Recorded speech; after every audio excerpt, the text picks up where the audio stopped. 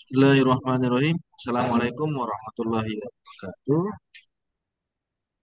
Alhamdulillahirabbil alamin. Wassalatu wassalamu ala asyrafil anbiya'i wal mursalin sayyidina Muhammadin wa ala alihi wa sahbihi ajmain. Alhamdulillah hari ini kita bisa bertemu kembali di pertemuan kedua dalam rangka kita akan melaksanakan Iptek Pendidik Agama mengenai rancangan aktualisasi untuk calon pegawai negeri sipil Pendidik Agama. Di hari pertama kemarin kita sudah bahas tentang topik aktualisasi dan teknis pelaksanaan proyek. Insya Allah di hari kedua ini kita akan bahas tentang tupoksi kinerja penyuluh agama dan format pelaporan. Teman-teman sekalian, eh, salawat serta salam juga kita curahkan kepada kita Nabi besar Muhammad Sallallahu Alaihi Wasallam yang senantiasa kita bersalawat. Semoga dengan salawatnya kita dapatkan syafaat di hari akhir nanti.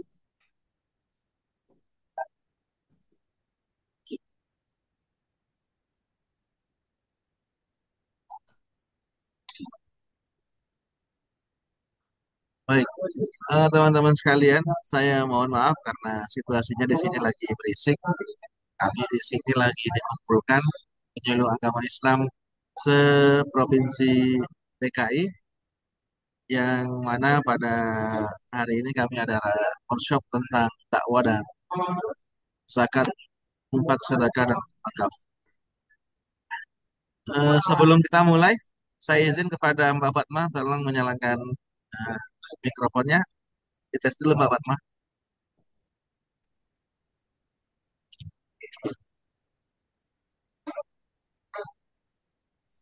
Dan tolong saya dijadikan juga co-host ya.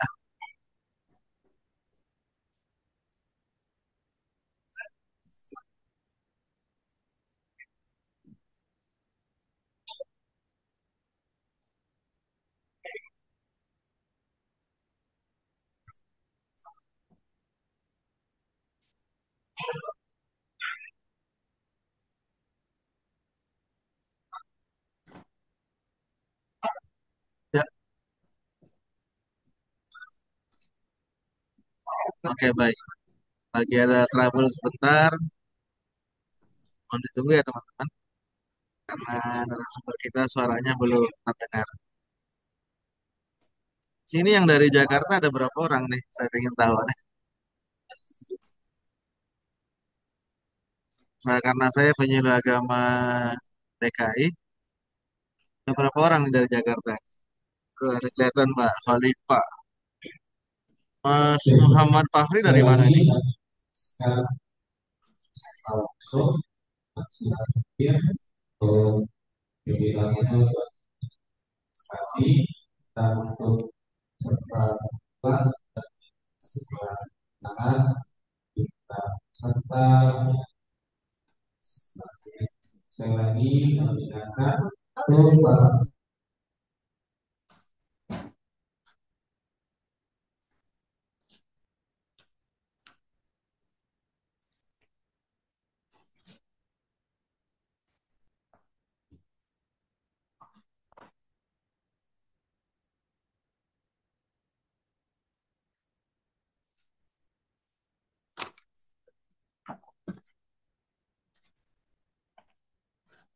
Bagi teman-teman yang belum rename ya, silakan diubah, ditambahkan di belakang namanya asal provinsinya ya. Mas Muhammad Fahri, Mbak Putri A. Sonteng. Dan kita yang jadi host ya. Oke, saya, saudara Saya saya. dijadikan co-host kalau boleh. Oke, siap.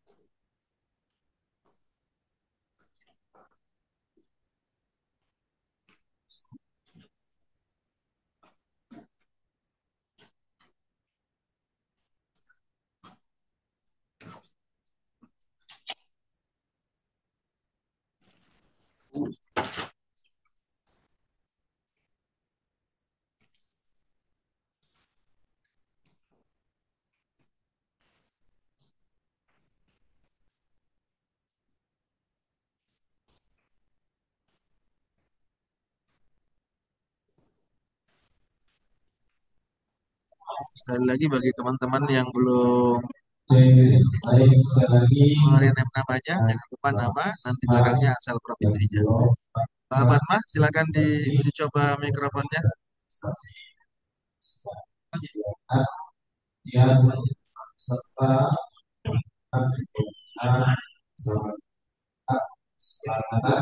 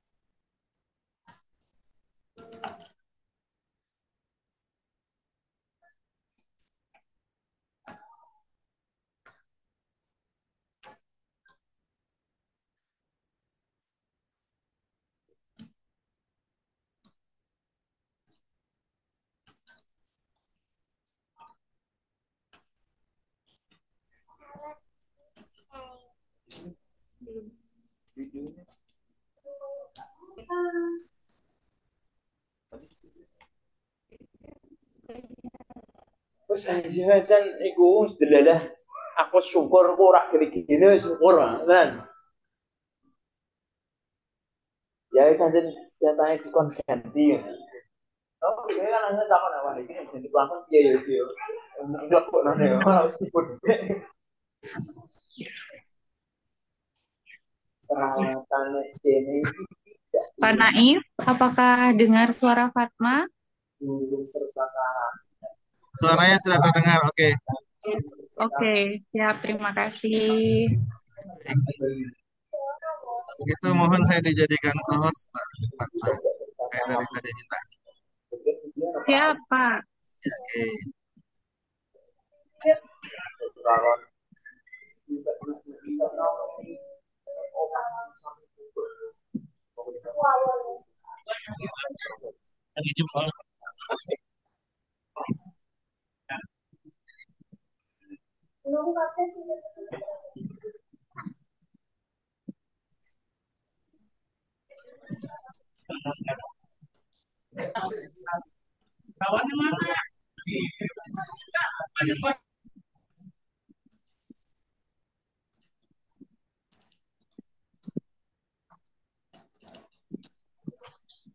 Kayaknya settingan di sekolah tadi kali. Ya kan? Settingan di sekolah tadi kayaknya. Iya, itu kita mungkin udah sekolah. Ada tertentu.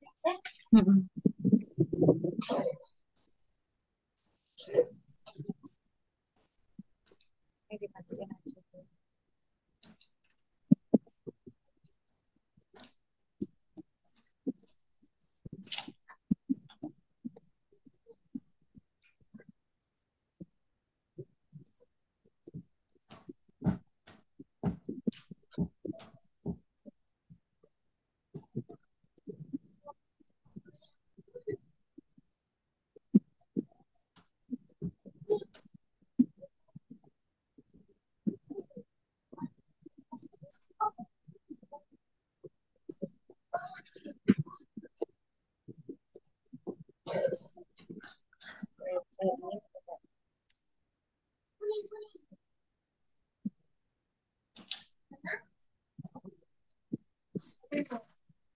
Cek. Ya, sangat terdengar. Silakan Bapak Fatma. Bisa dimulai. Nah, sekarang Mak, nggak kedengeran. Yang tadi terdengar. Oke. Sudah mulai, Pak? Apakah sudah Ya, mulai ini? Belum? silakan. Saya Oke. sudah buka tadi. Oh, siap, siap. Terima kasih banyak. Assalamualaikum warahmatullahi wabarakatuh. Waalaikumsalam warahmatullahi wabarakatuh. Ya, selamat bertemu lagi teman-teman yang kami hormati Pak Naif Adnan dan Pak Alif. dari RF Ruang Fokus yang sudah berkenan menginisiasi dan menggelar kegiatan pada siang hari ini. Juga teman-teman, semoga belum ngantuk semua atau sudah mulai ngantuk ini karena jam-jam kritis di Ramadan.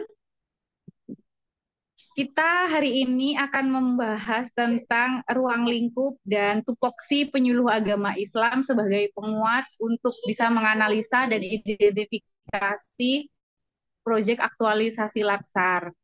Kami akan review sedikit tentang ruang lingkupnya dan nanti akan sangat detail terkait dengan format pelaporannya juga ruang lingkupnya.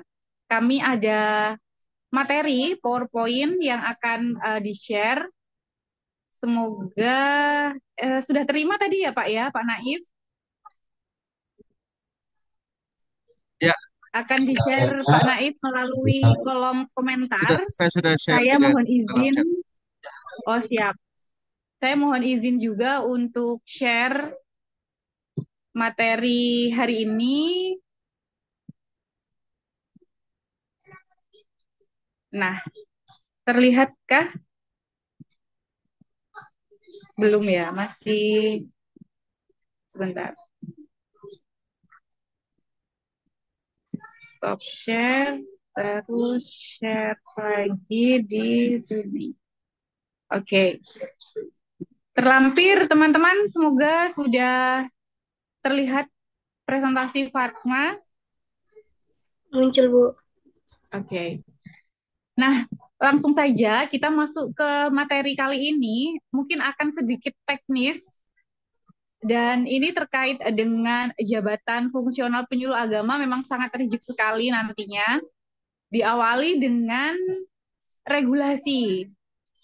Nah, regulasi ini adalah regulasi induk utama dari Kemenpan RB tentang jabatan fungsional penyuluh agama. Ini adalah kitab yang kemarin teman-teman gunakan juga sewaktu SKD maupun SKB yang menjadikan patokan regulasi terkait butir kegiatan penyuluh agama itu apa saja.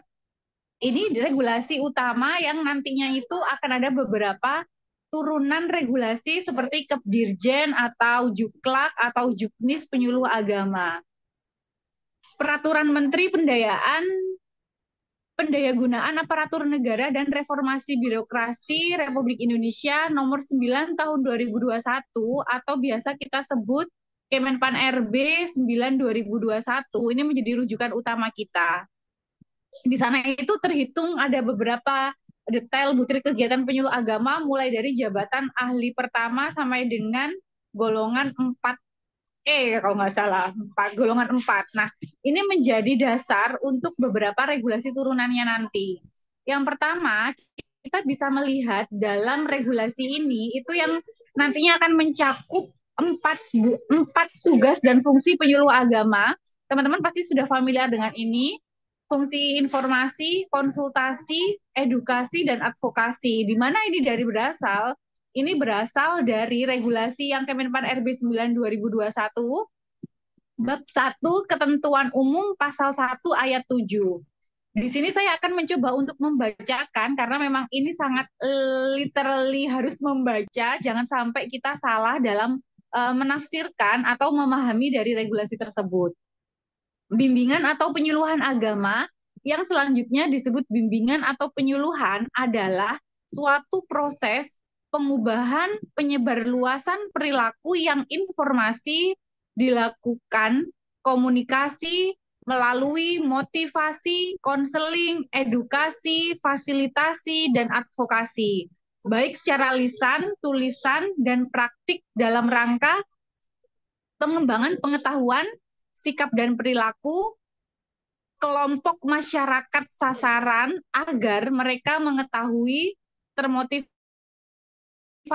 dan mampu memahami, melaksanakan ajaran agama dengan benar, sekaligus mempunyai kepedulian dan partisipasi aktif dalam pembangunan bidang sosial atau keagamaan dengan menggunakan bahasa atau ajaran agama.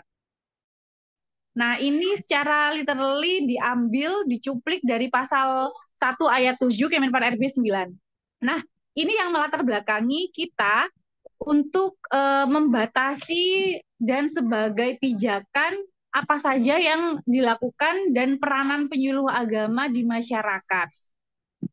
Terkait dengan fungsi informasi, ini bisa kita lakukan sebagai penyebar luasan informasi terkait dengan paham keagamaan, isu keagamaan terkini, kebijakan pemerintah, ketetapan hukum negara, atau juga hukum adat. Nah, ini penting karena kaitannya nanti adalah di grassroots itu tidak hanya kita dalam regulasi pemerintah saja. Kadangkala sering kita lakukan adalah juga sosialisasi tentang aturan atau norma-norma yang berlaku di masyarakat yang berkaitan dengan norma adat dan budaya yang ada di wilayah setempat.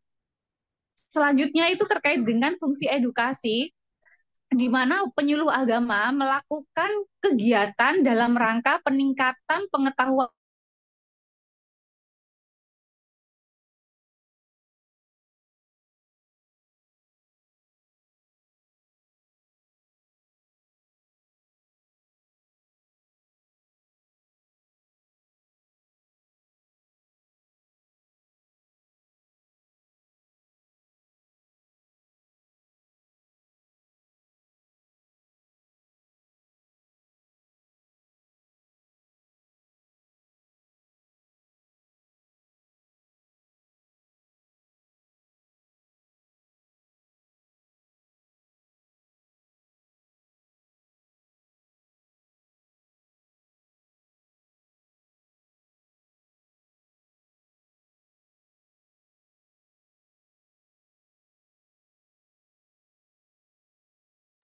Ya, mohon maaf, ada kesalahan teknis. Ditunggu dulu ya, sumbernya.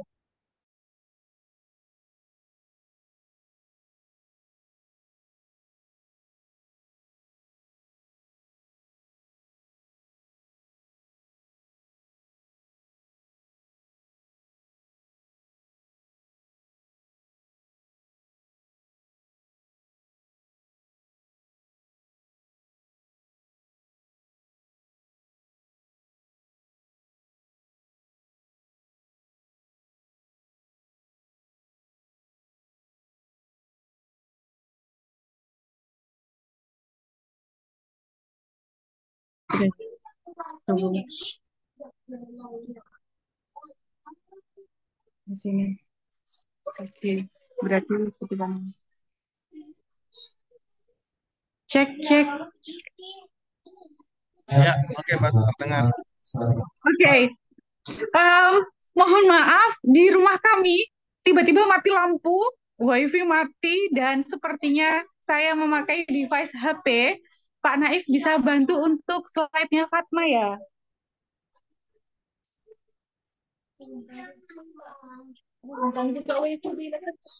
Oh, bisa ya? Nggak apa-apa kah? Bisa dua ya? Oke, sebentar Pak.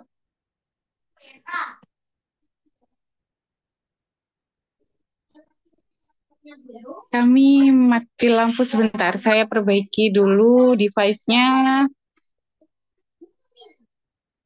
Oke. Join kembali ya. Oke, sebentar. Saya coba join kembali ya, Pak. Sebentar, saya join di laptop dulu. Saya sudah share screen, kelihatan nggak? dakwah dan siswa yang hadir Saya udah bantu share screen, kelihatan nggak? Sudah? Oh, dengan oke. Siap. Aku ganti ya, Bu, Kelihatan ya? device-nya. Jangan, pakai wifi saja. Itu hubung wifi sini. Nanti wifi-nya ke sana, enggak apa. Oke. Saya lanjut share screen atau saya stop? Oh, boleh. Stop saja, Pak. Saya Oke. coba share screen dari sini. Oke, siap.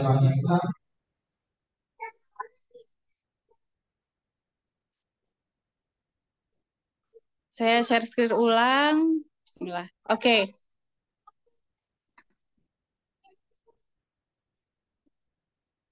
Teman-teman terdengar baik ya.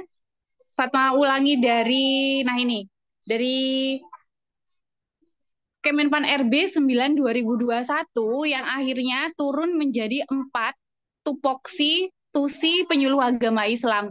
Sebenarnya di sini cakupannya luas, ada informasi, komunikasi, motivasi, konseling, edukasi, fasilitasi, dan advokasi. Tetapi dalam garis besarnya, tugas dan fungsi dirangkum menjadi 4 tusi penyuluh agama. Yang pertama informasi, edukasi, konsultasi, dan advokasi. Benar ya?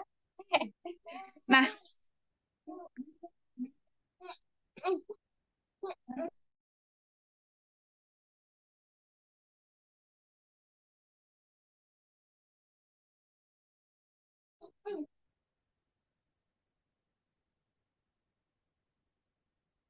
oke.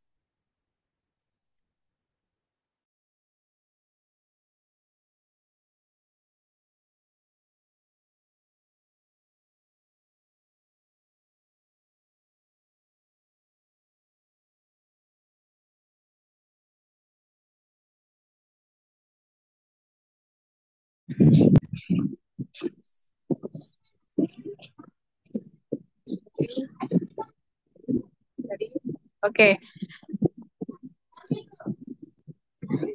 Saya lanjutkan lagi, teman-teman. Mohon maaf,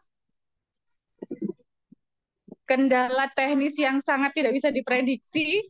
Nah, kita lanjut ya. Nah, 4 tusi besar penyuluh agama ini kami kira ini menjadi familiar dan sudah kita pelajari dalam proses SKD SKB PAN RB 9 2021 ini adalah dasar utamanya.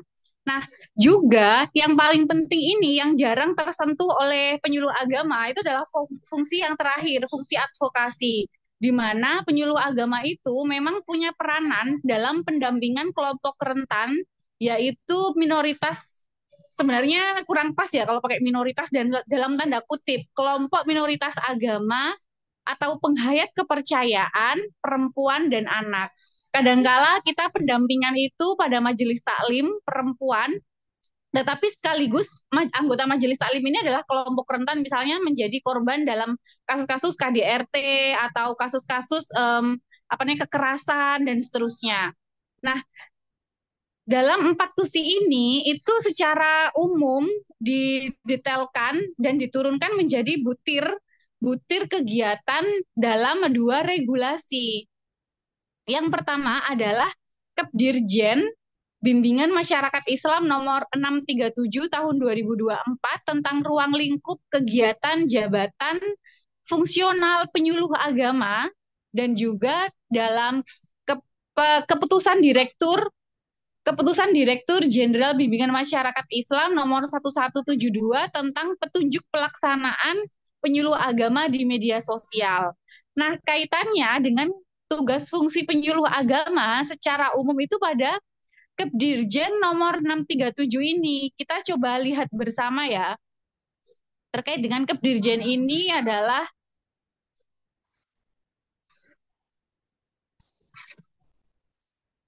di sini. Oke. Ada yang sudah membaca ini ya, teman-teman? Semua butir penyuluh agama ini? Sudah ya? Adakah yang sudah pernah membaca regulasi ini? Atau belum? Belum semua ya? Belum pernah ada yang membaca ini. Nah, di sini. Oke. Ini regulasi terkait butir kegiatan penyuluh agama secara detailnya. Yang ini nanti akan diturunkan pada SKP rencana kerja kita dalam satu aplikasi, namanya itu e-kinerja, dan nanti di sana itu adalah indikator penilaian kinerja penyuluh agama untuk mendapatkan angka kredit dalam 1 tahun. Nah, kita coba kita lihat satu persatu. Secara general itu hanya 10 saja. 10 butir kegiatan, tapi nanti akan ada sub-subnya lagi. Yang pertama, ini yang akan membedakan bahwa ahli pertama misalnya menyusun rencana kerja tahunan program bimbingan atau penyuluhan pada kelompok sasaran masyarakat umum tingkat 1. Ini adalah tingkat kecamatan gitu.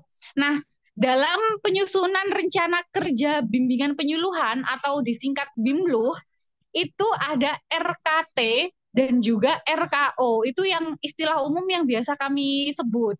RKT berarti merujuk kepada rencana kerja tahunan, RKO rencana kerja operasional bulanan. Begitu. Nah, dua-duanya ini masing-masing punya format pelaporan, format kerja yang berbeda. Bagaimana format pelaporan ini? Nanti akan Fatma share di belakang terkait format-format laporan bimbingan penyuluhan. Nomor 1 terdiri dari 2 sub kegiatan, RKT dan RKO. RKT itu dibuat waktu awal tahun, teman-teman. Jadi kita merencanakan semacam kayak silabus gitu ya, kalau dalam istilah kuliah, perguruan tinggi. Jadi silabus ini kita rencanakan program penyuluhan yang akan kita lakukan dalam jangka waktu 1 tahun. Dan ini merujuknya kemana? Merujuk kepada peraturan kinerja atasan kita. Gitu. Jadi rencana kerja tahunan itu merujuk kepada 2 hal. Yang pertama adalah program kerja instansi atau lembaga. Yang kedua, yang berkaitan, yang diintervensi oleh tugas fungsinya penyuluh agama. Nanti dalam RKT 1 tahun itu di breakdown menjadi 12 dokumen, yaitu pada rencana kerja operasional bulanan. Setiap 1 bulan, di awal bulan, kita menyusun RKO ini. Setiap 1 Januari atau 2 Januari, lalu 2 Februari, 2 Maret, dan seterusnya. Lanjut ke yang kedua, yaitu terkait identifikasi dan inventarisasi data kelompok sasaran. Masing-masing anggota majelis taklim kita itu didata, bahkan sampai dengan nomor HP, alamat rumahnya, dan seterusnya. Nantinya kita punya laporan juga monitoring evaluasi bahwa masing-masing kelompok sasaran kita itu sudah progres sejauh mana sih, dari yang biasa menyebut roh atau ra itu sudah bisa terbiasa menyebut roh, menyebut za jadi za, atau belum bisa menyebut za dan za jadi sudah bisa menyebut. Nah, kayak gitu. Itu fungsinya untuk identifikasi dan inventarisasi data kelompok sasaran. Lalu juga ini yang membedakan ya antara tingkat 1, tingkat 2, tingkat 3 itu adalah ruang lingkup area atau wilayah. 1 kecamatan, 2 adalah kabupaten, 3 adalah provinsi, begitu, dan seterusnya. Lalu yang di nomor 3, butir kegiatan ketiga adalah penyusunan materi bimbingan atau penyuluhan tentang keagamaan dan pembangunan. Medianya bisa banyak, ini sudah disinggung tempo hari kemarin, ada beberapa ternyata yang bisa diklaim sebagai produk penyuluh agama itu berupa slide, flyer, infografis, poster, buklet, rekaman audio, juga video. Nah, ini bisa diklaim dengan mengikuti aturan mainnya untuk penyuluhan media sosial dengan menggunakan tagar-tagar tertentu yang telah ditentukan oleh Kementerian Agama Republik Indonesia melalui Bimas Islam, lalu juga dengan topik-topik yang direkomendasikan untuk dijadikan konten keagamaan atau diseminasi nilai-nilai agama di media sosial. Nah, lanjut lagi itu terkait dengan pelaksanaan bimbingan atau penyuluhan agama dan pembangunan. Ada juga kegiatan pelayanan konseling. Konseling ini bisa dilakukan konseling secara individu maupun secara kelompok. Dan ini pun juga punya format laporannya tertentu gitu. Nanti di akhir sesi Fatma share dan kita coba lihat dan amati apakah masing-masing provinsi punya format laporan yang berbeda ataukah format laporan kita secara substansi sama walaupun urutan formatur pelaporannya berbeda. Nah, kita coba nanti kita sesuaikan. Lalu selanjutnya adalah pelayanan pendampingan atau mediasi masalah agama, monitoring evaluasi, dan hasil pelaksanaan bimbingannya. Nanti kita lihat di alur slide selanjutnya. Dan pengembangan model, metode, atau program kegiatan bimbingan penyuluhan. pengabdian masyarakat di bidang keagamaan dan pembangunan ini bisa jadi kegiatan yang dilakukan lintas sektoral. Kementerian Agama dengan Kejaksaan Negeri, Kementerian Agama dengan LSM atau Civil Society, atau Ormas Keagamaan NU Muhammadiyah, LDII Ahmadiyah, dan seterusnya, FKUB, dan lain-lain. Bisa juga pada sektor swasta, misalkan bekerja sama dengan satu lembaga usaha tertentu, misalkan dalam supporting untuk konsumsi pada kegiatan KUA. Nah, itu bisa juga. Nah, selanjutnya adalah pengembangan kompetensi penyuluh agama. Ini dilakukan misalnya dengan kegiatan seminar, lokakarya, konferensi, atau simposium. Sepertinya kita ke distrak sedikit. Oke. Nah, lanjut lagi. Kita kepada slide. Nah, ini beberapa yang tugas fungsi dari regulasi. Nah, yang selanjutnya itu, di sini.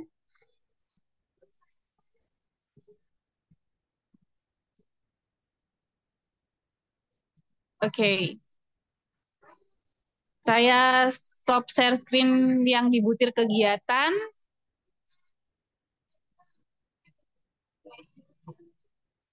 Kita pindah ke...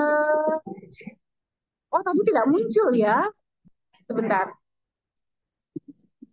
Share screen.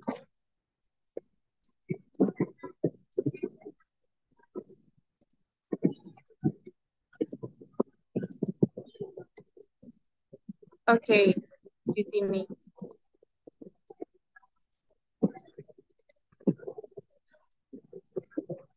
Nah, selanjutnya tahapan pelaksanaan penyuluhan agama.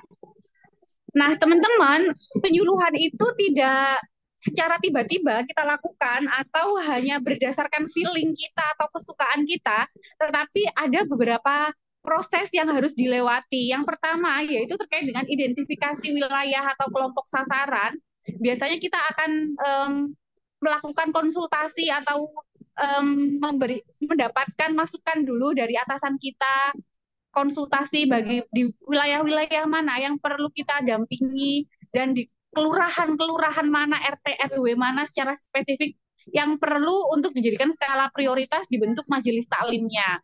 Nah, setelah kita mengidentifikasi dan bertemu kelompok sasaran atau mencoba untuk membentuk kelompok binaan, itu kita perlu menyiapkan materi. Materi ini pun harus disesuaikan juga dengan kebutuhan masyarakat atau permintaan dari kelompok tersebut. Bisa jadi kita berusaha untuk kita merasa perlu untuk memberikan satu materi, tetapi karena ini subjektif dari kita, itu belum tentu relevan untuk para kelompok anggota majelis taklim di sana. Untuk itu perlu dilakukan juga untuk konsultasi dengan para anggota majelis taklim ini. Kira-kira Ibu kebutuhannya perlu materi apa? Atau kadang ada yang pasif. Kita perlu inisiatif tuh untuk menggali, oh ternyata kebutuhan di masyarakat ini tuh apa gitu. Nah, setelah menyiapkan materi, ini berdasarkan RKO di awal bulan dan RKT awal tahun itu tadi. Jadi punya keterkaitan antara satu bulan dan lainnya, satu bulan dengan bulan berikutnya, dan juga terkait dengan capaian nanti yang bisa dihimpun dalam satu tahun pelaksanaan program BIMLUH yang kita laksanakan. Nah, setelah kita melakukan penyuluhan pun itu tidak berhenti untuk change dari anggota itu, tetapi perlu kita lakukan monitoring evaluasi. Evaluasi itu biasanya untuk mengukur seberapa progresnya kita sih dalam majelis taklim itu dilakukan bimbingan penyuluhan seperti itu, atau pengembangannya bagaimana. Apakah kemampuan pengetahuan keagamaan dari anggota majelis taklim itu sudah sesuai sama target yang kita capai atau yang kita targetkan tidak, kayak gitu. Nah, di sini yang perlu dipertimbangkan adalah terkait dengan pendekatan dalam majelis taklim ini. beberapa yang harus dipertimbangkan. Yang pertama budaya, tradisi, pola komunikasi, dan kebutuhan majelis taklim. Karena memang misalkan saya nih sebagai orang Jawa masuk dalam kultur Bugis misalnya, itu kalau di kami tidak terlalu biasa misalkan dalam satu pertemuan misalkan ada semacam suguhan atau ada suguhan itu harus pakai namanya busara. Nah, itu harus kita detail untuk mengamati itu. Se Kalau dalam tradisi kami itu kan ada namanya, dalam tradisi Bugis itu ada namanya semacam bosara. Bosara itu adalah hal yang menurut kita mungkin remeh-temeh, tapi itu adalah bentuk penghargaan, penghormatan dalam tradisi suguhan ketika kita ada acara atau kegiatan dalam majelis taklim. Nah, itu adalah penting untuk kita amati gitu. Karena itu adalah pendekatan kultural menjadi pendekatan yang paling efisien, paling efektif dalam kita berusaha untuk transfer knowledge kepada majelis taklim gitu. Pola komunikasi, misalkan pola komunikasi adalah bagaimana kita memahami cara atau kebiasaan komunikasi dalam masyarakat gitu.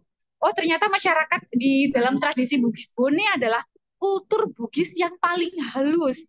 Kultur Bugis yang seperti kalau masyarakat Jawa itu adalah seperti Jawanya Solo. Beda tuh kan, Jawanya Solo sama Jawanya Surabaya. Nah, yang kayak gitu yang perlu kita detail sekali perhatikan. Karena jangan sampai kita itu akhirnya misunderstanding, miskomunikasi dengan masyarakat karena kita belum paham, belum memahami atau keliru menafsirkan pola komunikasi dalam masyarakat. Kayak gitu, itu penting sekali. Lalu yang terkait dengan majelis taklim. Jumlah majelis taklim atau kelompok binaan ini masih banyak yang bingung karena berapa sih idealnya kelompok majelis taklim yang dipunya oleh penyuluh agama, jumlahnya berapa sih gitu. Apakah golongan 3A, 3B itu sama jumlah majelis taklimnya dengan golongan 4 misalnya. Nah, kalau dalam Juknis kita lagi-lagi mengacu kepada regulasi ya teman-teman. Juknis pelaksanaan jabatan fungsional penyuluh agama itu sependek yang kami dapati itu yang tertera dalam layar, yaitu di tahun 2012. Di sini itu diterangkan bahwa volume atau intensitas penyuluhan itu terbagi dalam kelompok masyarakat dengan penduduk jarang dan penduduk padat. Gitu. Berapa kelompok binaannya? Itu kelompok padat itu volume bimbingan penyuluhannya per bulan di sini tertera 4 kali dengan jumlah kelompok itu 20. Atau kalau yang kelompok sulit itu 10 kelompok binaan. Tetapi apakah begitu kita masuk kita harus membentuk 20 kelompok binaan atau 10? Tidak juga. Karena kan itu bertahap ya. Kalau kami menafsirkan dari regulasi ini, itu jumlah kelompok 20 atau 10 ketika jarang kondisinya, kondisi jarang penduduk, itu adalah yang mulai dulu dari satu. Satu pun itu juga prosesnya akan butuh tidak, maksudnya butuh waktu yang lama, tidak dalam satu hari kita bentuk majelis taklim langsung terbentuk begitu. Jadi bisa jadi satu majelis taklim itu terbentuk dalam kurun waktu 1 bulan. Itu baru terbentuk satu. Atau bisa jadi dalam 1 tahun kita mengabdi, itu ada hanya 4 saja atau 2 saja. Jadi bertahap dan berproses. Nah, dalam kurun waktu 1 tahun, 2 tahun itu sangat ideal. Misalkan baru terbentuk 2 atau 3 kelompok majelis taklim dengan intensitas pertemuannya 1 minggu itu 1 kali. 1 minggu 1 kali berarti kalau dalam 1 bulan ada 4 majelis taklim, misalnya berarti ya 1 kali 4 dalam 1 minggu kali 4 majelis taklim. Nah, ketemu deh tuh. Kalau dalam majelis taklim itu di Sulawesi Selatan itu dalam Juknis yang kami punya itu ada semacam buku ya. Bukunya itu kayak gini. Nah, bukunya itu ini ada bukti fisik, ini buku salah satu panduan dari Provinsi Sulawesi Selatan. Ini itu 208 kali dalam 1 tahun untuk pertemuan. Itu idealnya. Tetapi secara realnya bisa jadi kurang dari 208 kali gitu. Saya yakin di tiap-tiap provinsi itu ada semacam buku panduan seperti ini, dan ini menjadi pedoman untuk kita menggunakan format-format laporannya gitu. Terus untuk jumlah berapa sih jumlah anggota dalam majelis taklim itu? Di sini tertera bahwa jumlah anggota setiap kelompok itu minimal 15 orang atau 25 orang gitu. Jadi kalau di Sulsel itu rata-rata adalah setiap satu kelompok binaan atau majelis taklim itu punya 20 sampai 25. Kalau kita punya 4 majelis taklim, berarti kita punya 100 orang binaan. Begitu. Itu ideal. Tetapi secara praktik bisa jauh atau kurang dari 15, atau bisa jadi kelompok yang kita data 20 orang, tapi yang datang kadang 10 orang atau 15 orang. Dan itu alamiah saja. Gitu. Jadi kayak fleksibel, tidak saklek, tapi juga kita berusaha untuk tetap merangkul semua anggotanya. Biasanya kita kumpulkan dalam satu grup WA tuh, gitu. Lalu terkait dengan format laporan kegiatan. Nah, format laporan kegiatan ini Fatma coba share ya.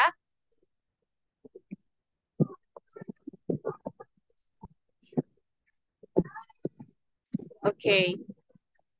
Nah, ini dia.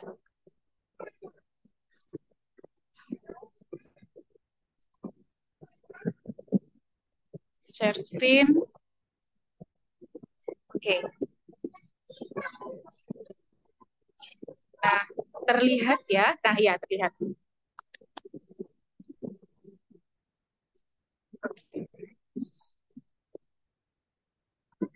Nah, di sini teman-teman, di sini itu ada namanya laporan layanan mediasi agama dan pembangunan perorangan. Itu ada ketentuannya tuh, formatnya gini. Secara format itu bisa jadi kayak 11-12 atau berbeda-beda bentuk laporan, tapi secara substansi itu sama gitu. Walaupun misalkan Sulsel misalkan dengan Sulbar, atau bahkan kemarin itu kalau nggak salah ada temen dari Provinsi Banten, Kabupaten mana ya Mbak Buci? Ada salah satu teman kami itu dari Provinsi Banten itu bilang bahwa oh di kami tidak ada format tertentu dalam pelaporan penyuluhan yang disampaikan seperti itu. Jadi minta dari formatnya Sulsel diadaptasi di sana.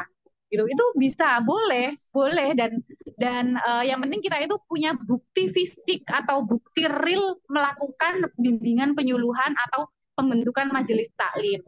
Nah, format laporannya itu selain laporan secara deskripsi seperti ini, juga laporan berbentuk foto atau video. Begitu. Jadi, foto yang kita lakukan itu kita lampirkan menjadi bagian dari laporan bukti fisik ini. Gitu. Dan ini nantinya laporan-laporan kita itu diupload di aplikasi yang saya sebutkan tadi, namanya e-kinerja. Dan itu nanti menjadi indikator penilaian apakah kita penilaiannya bisa bagus atau tidak. Gitu. Nah, selain format ini, ada juga format yang lainnya. Terlihat nggak? Ah, terlihat. Oke. Okay. Instrumen monitoring dan evaluasi pelaksanaan bimbingan penyuluhan agama dan pembangunan. Nah, ini instrumen monitoring. Ini agak acak ya formatnya. Nanti saya coba untuk urutkan teman-teman. Mulai dari RKT, RKO, lalu pembentukan majelis taklim, laporan melakukan penyuluhan, konsultasi, instrumen monitoring. Ini sebenarnya instrumen monitoring itu di akhir, di bagian akhir laporan. Lalu ada juga di sini, nah ini, ada namanya laporan pelaksanaan bimbingan penyuluhan agama dan pembangunan melalui media sosial. Nah, di sini itu ada pelaksanaan bimbingan atau penyuluhannya, dilakukan hari apa saja, bentuk materialnya apa, alamat media sosial kita, kesimpulan materi dan dinamika dalam forum atau kelompok tersebut. Nah, bisa jadi kegiatan ini bisa saja Fatma laporkan sebagai salah satu kegiatan gitu. Nah, itu bisa. Nah, laporan pelaksanaan bimbingan penyuluhan melalui radio televisi. Nah, ini terpakai kalau dalam case-nya Fatma terpakai karena Fatma itu punya kelompok bimbingan majelis taklim itu 3. Jadi kelompok dewasa 2, kelompok remaja 1. Ada juga penyuluhan lewat media radio itu rutin setiap bulan dan juga sekarang lagi coba untuk bimbingan penyuluhan melalui TikTok kayak gitu. Nah, itu bisa diklaim selama memang kita terukur laporannya. Makanya banyak banget tuh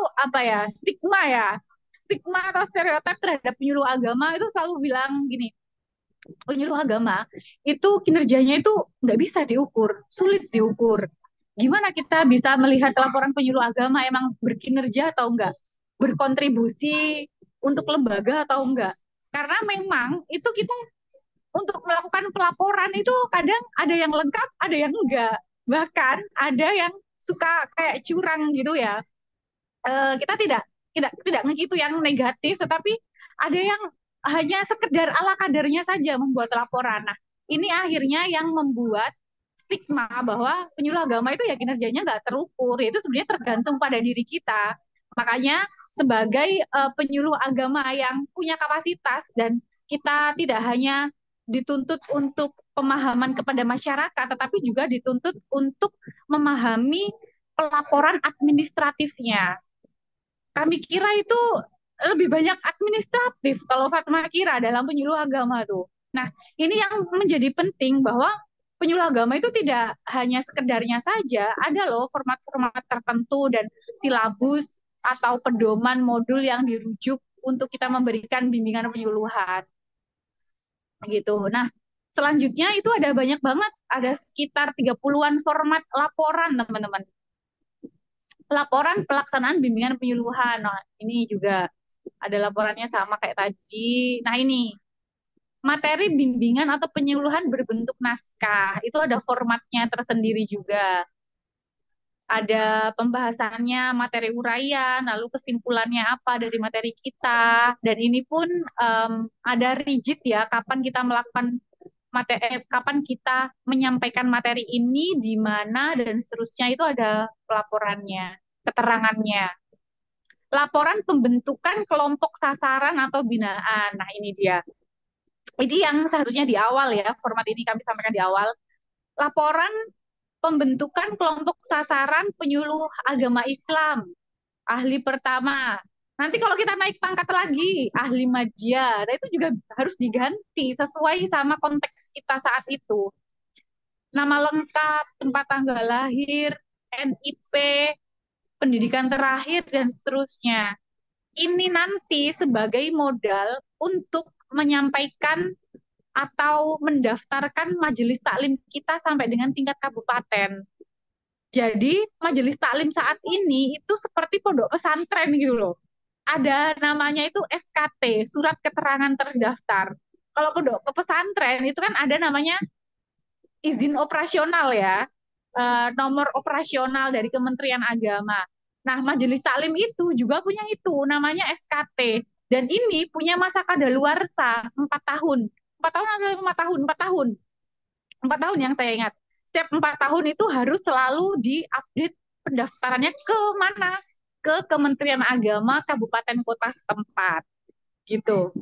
Nah, ini ada laporannya, bimbingan, pembentukan. Tidak hanya ini, kalau untuk mendaftarkan SKT Majelis Taklim, tapi itu juga ada profil Majelis Taklimnya, anggotanya siapa saja, mengumpulkan KTP Majelis Taklim itu minimal 15 orang, ada susunan ketua, sekretaris, bendaharanya, koordinator bidang-bidang Majelis Taklim, itu banyak.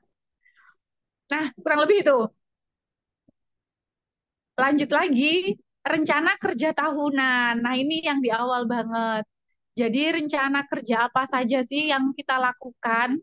Ini disesuaikan sama butir-butir kinerja kita yang di awal tadi, yang berdasarkan ke peraturan direktur Bimas Islam. Nah, ini rencana kerja tahunan, nanti kita checklist, kita centang pelaksanaannya, atau kita kasih warna. Kalau kita kan biasanya pakai Excel atau Word di laptop atau komputer ya. Nah, ini keterangannya jelas banget. Jadi kode bukti 024, kalau di Sulsel tuh ada kode bukti video, kode bukti foto, kode bukti lembar lembar laporan seperti ini. Gitu. Ini laporan layanan konseling informasi. Nah, ini konseling secara perorangan atau kelompok, ada juga rencana kerja operasional. Nah, ini yang RKO bulanannya tadi. Jadi ada rencananya apa hari, tanggalnya jam berapa saja, pokok bahasannya apa yang dibahas, yang direncanakan, yang disesuaikan dengan majelis taklim, kebutuhan masyarakat, tujuan dan targetnya, ini output atau sasarannya, lalu metode apa yang kita gunakan, metode tatap muka, atau metode bimbingan penyuluhan melalui media, medianya apa disebutkan, teknis pelaksanaan penyuluhannya seperti apa, dan menggunakan referensi apa saja, gitu. Buku, modul Kementerian Agama kah, atau melalui NU online, atau melalui apa, itu bisa dicantumkan. Ini format materi konseling, ada blanko identifikasi potensi wilayah. Nah, ini terkait dengan identifikasi bahasa, identifikasi nanti keragaman suku budaya, lalu ada juga nanti keadaan alam, ada juga jumlah penduduk berdasarkan agama, ormas keagamaan misalnya. Nah, itu ada beberapa belangko-belangko yang atau bukti laporan yang harus dipenuhi. Begitu. Laporan hasil pendataan wilayah sasaran desa. Ini laporan hasilnya, akumulasi dari data-data yang kita himpun. Misalkan dalam satu kecamatan atau dalam satu kelurahan deh yang diamanatkan oleh kepala KUA atau atasan kita. Nah, di sini kita tuh harus benar-benar tahu secara detail apa saja yang ada di kondisi masyarakat kita. Jadi kayak semacam babinsa lah, kita tuh babinsa, babin kamtipnas gitu kasarnya. Kalau sebagai pendatang seperti saya, itu saya perlu didampingi oleh kepala KUA atau penyuluh senior yang ada di wilayah saya. Dan untungnya teman-teman saya itu pada baik sehingga sangat membantu sekali misalkan untuk pendataan ini. Atau sudah ada data lama. Data lama itu kita update saja dengan konfirmasi kepada kantor lurah, kantor camat, dari RT, RW, kepala lingkungan. Kepala lingkungan itu RT maksudnya, RT, RW, lalu imam desa. Nah, itu yang bisa kita jadikan landasan. Jadi tidak dari nol banget kita mendata satu-satu secara manual, tetapi berdasarkan data lama. Gitu. Itu syukur kalau ada data lamanya. Nah, PR besarnya adalah ketika memang tidak ada data. Karena teman-teman dari kawasan misalkan 3T itu pasti mendatanya kalau nggak ada dari apa BPJ, BPS, badan itu BPS ya, statistik itu loh, badan statistik itu BPN, Badan Statistik Nasional, itu pasti dari awal banget mulai mendatanya dari nol. Kayak saya itu misalkan saya nggak pernah nih sama sekali datang ke namanya kelurahan tak di Tanetariatang di Bone. Ya itu kita perlu cara-cara atau strategi bagaimana efektif untuk mendata itu gitu. Nah, ini perlu dilakukan untuk identifikasi kebutuhan apa supaya bimbingan penyuluhan yang kita lakukan tepat sasaran. Jangan sampai kita kita istilahnya kalau dokter itu mendiagnosa masyarakat, tetapi kita salah memberikan obat kepada masyarakat. Nah, itu jangan sampai, itu akan fatal sekali. Gitu. Lalu selanjutnya instrumen data potensi wilayah aspek variabel lembaga pemerintah. Ini penting kaitannya dengan jaringan dan juga kerjasama lintas sektoral. Identifikasi bahan rencana kerja kelompok sasaran. Nah, ini ada juga, ini teknis banget. Belangko identifikasi sikap penduduk Nah, terhadap lingkungan hidup. Ini yang menjadi isu kekinian bahwa eh, isu saat ini itu kan ekoteologi ya. Ekoteologi ini menjadi salah satu program prioritas juga di Sulawesi Selatan. Saya kira dan lingkup nasional ya, Pak Menteri Agama itu selalu menggaungkan terkait dengan wacana ekoteologi dan pendekatan keagamaan dalam inisiasi untuk menjaga lingkungan.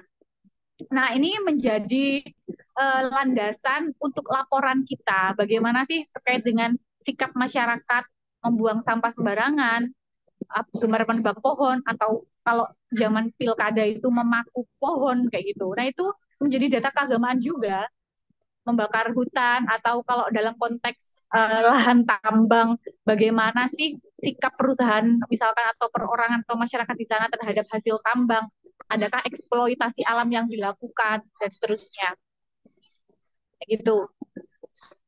Lalu lanjut lagi terkait identifikasi wilayah tentang keadaan alam, nah gunungan, dataran tinggi, ini juga terkait dengan kelompok binaan dan seterusnya. Ini banyak sekali teman-teman, ini menjadi gambaran bahwa kita tidak sembarangan dalam melakukan pelaporannya maupun melakukan bimbingan penyuluhan. Lalu saya lanjut lagi terkait dengan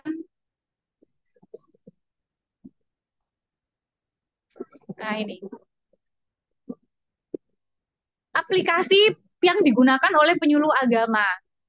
Ada beberapa aplikasi, sebenarnya banyak banget, apalagi kalau nanti CPNS, itu ada namanya aplikasi MOOC, Diklat, Siharka, nah itu ada beberapa. Tetapi secara umum yang banyak kita akses itu adalah aplikasi Pusaka, ini super apps Kementerian Agama, aplikasi nasional Kementerian Agama, semua ASN, tidak hanya penyuluh agama saja, ini menggunakan ini satu untuk cek clock, dua untuk laporan kinerja per harian.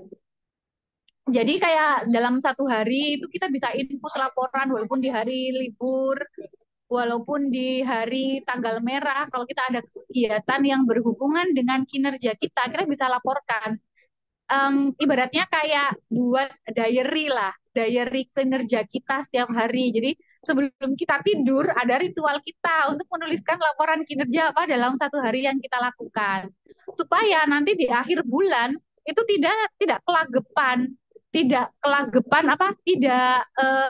berat untuk melaporkan dalam satu bulan karena sudah kita cicil dalam satu hari, setiap hari kita isi. Nah, lalu juga e-kinerja. E-kinerja ini adalah laporan kinerja secara berjangka kayak 3 bulan, 6 bulan, per triwulan ya. Jadi 4 kali kita isi dalam 1 tahun gitu.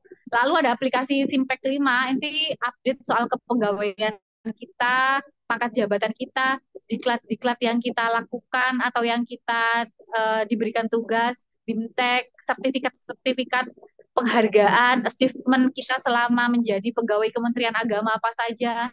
Nah, di sini. Dan ini sepertinya sekarang sudah terintegrasi dengan SSO Kementerian Agama. Nah, ini MyASN dan Simpek 5 ini terintegrasi walaupun belum sempurna, tetapi kelima-limanya ini yang akan sering kita pakai gitu.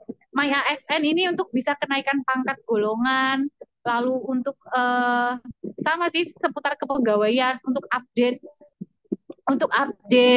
pengajuan golongan kita, menghitung angka kredit. Angka kredit itu adalah angka kredit itu setiap 1 tahun itu nanti di sini.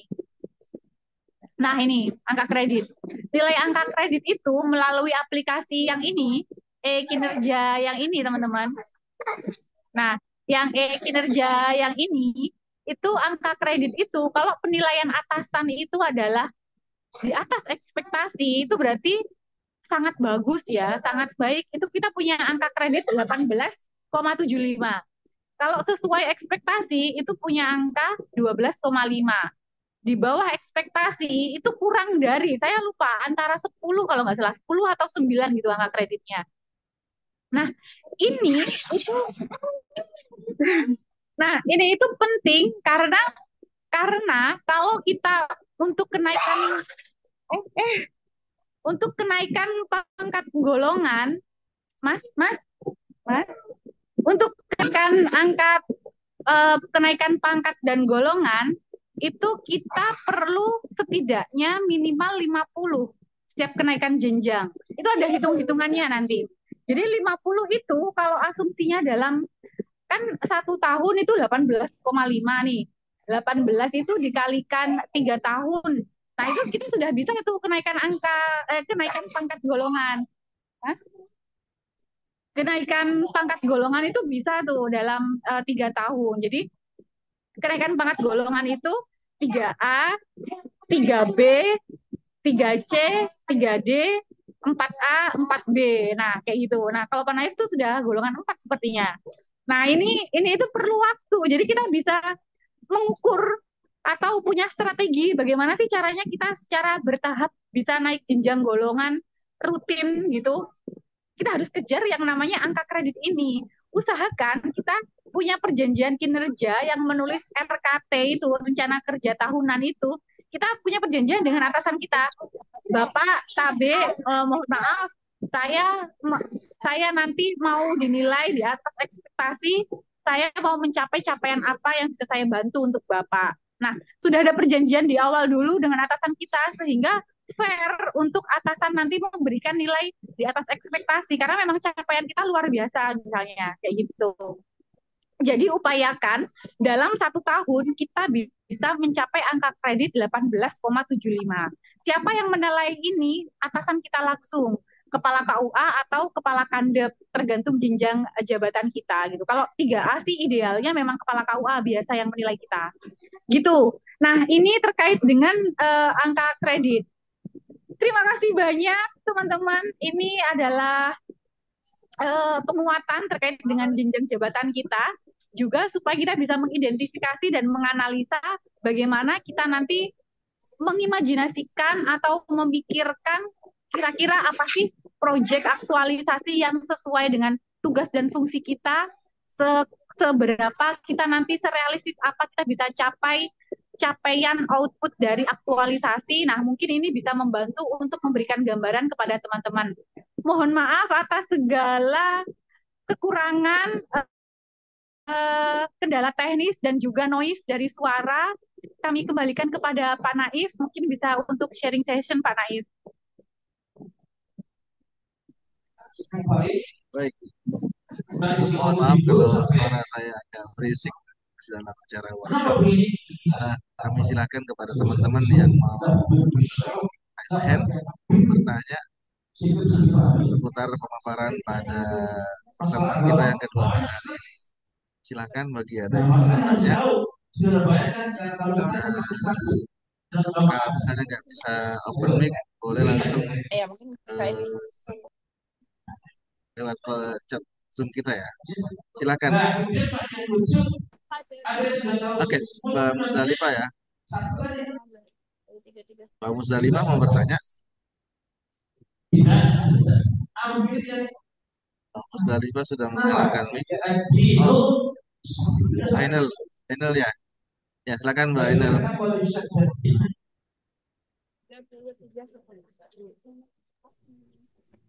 Cek suara saya terdengar, Bapak Ibu. Sangat terdengar, sangat terdengar. Oke, sebelumnya jangan bosen ya Bu, Bapak. Saya nanya lagi. Saya sangat antusias banget sama pelatihan ini. Karena ini mengenai kelompok sasaran ya Bu ya, saya izin lagi bertanya mengenai, kan tadi bilang bahwa laporan itu bisa dijadikan majelis taklimnya terdaftar gitu ya, terdaftar di pusat gitu atau yang terdaftar di yang bisa disebar atau dipublikasikan.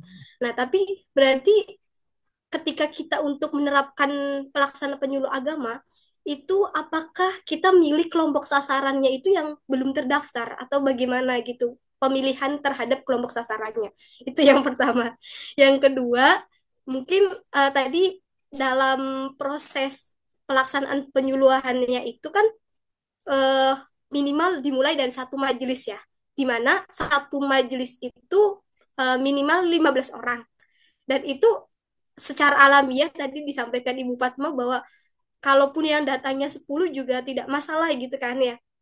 Tapi yang jadi pertanyaan saya, apakah kalau kurang dari minimal itu proses atau pelaksanaan penyuluh kita dianggap tidak sah, atau maksudnya cari kelompok sasaran lain atau terus melanjutkan kelompok binaan tersebut gitu sih.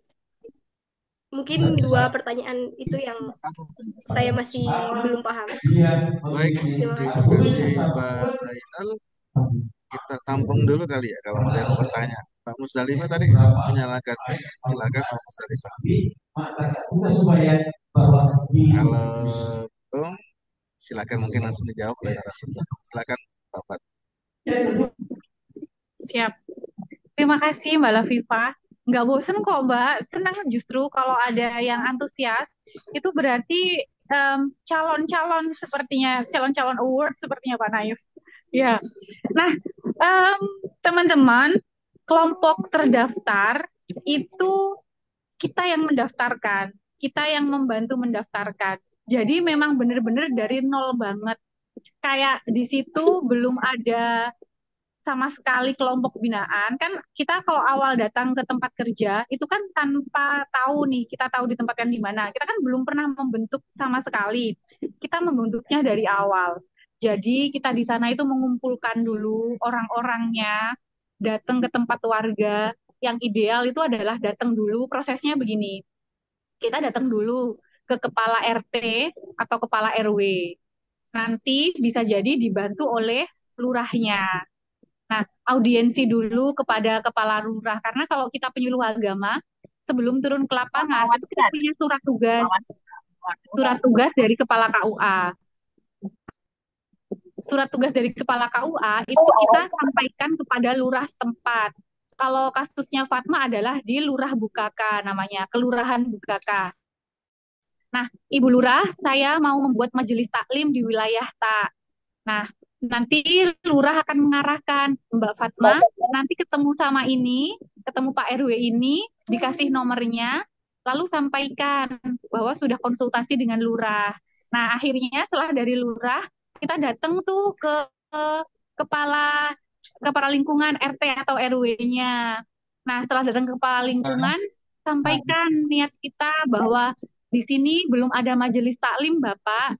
Saya mau membentuk majelis taklim bersama teman saya atau bersama kepala KUA saya.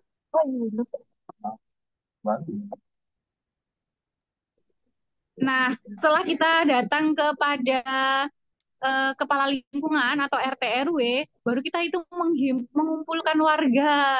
Mengumpulkan warga itu satu persatu mungkin nanti bisa dari diajak dibantu dari RT RW-nya, atau memang inisiasi sebelumnya.